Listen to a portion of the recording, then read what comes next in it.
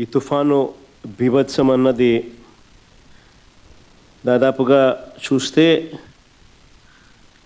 నిజం చెప్పాలనంటే wind share form అయ్యి కాస్తో కూస్తో తుఫాన్ డిసిపేట్ అయ్యి తీవ్రత తగ్గినప్పటికీ కూడా రైతుల మీద మాత్రం దీని ప్రభావం చాలా సివియర్గాను సీరియస్గాను దీని ప్రభావం చోటు చేసుకుంది.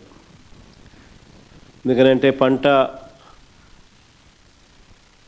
బాగా పొట్టకొచ్చిన సమయంలో జరిగిన కురిసిన ఈ వర్షాల వల్ల పంట నేల ఒరిగింది. ఆ నేల ఒరిగిన ఆ పంటను నీళ్ళల్లో తడవడం వల్ల మళ్ళీ అది పైకి లేయడం అన్నది కూడా కష్టమైన పరిస్థితుల మధ్య, తాళ్ళు ఎక్కువ వచ్చే పరిస్థితుల మధ్య దిగుబడి తీవ్రంగా తగ్గే పరిస్థితి వల్ల రైతు తీవ్రంగా నష్టపోయిన పరిస్థితులు ఎక్కువగా కనిపిస్తూ ఉన్నాయి.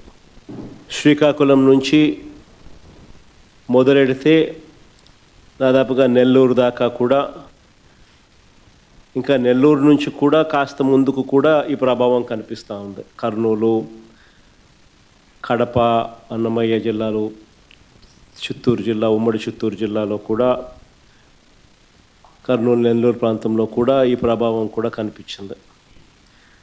దాదాపుగా 25 జిల్లాల పరిధిలో 396 మండలాల పరిధిలో 3320 గ్రామాల పరిధిలో దీని ప్రభావం కనిపించింది.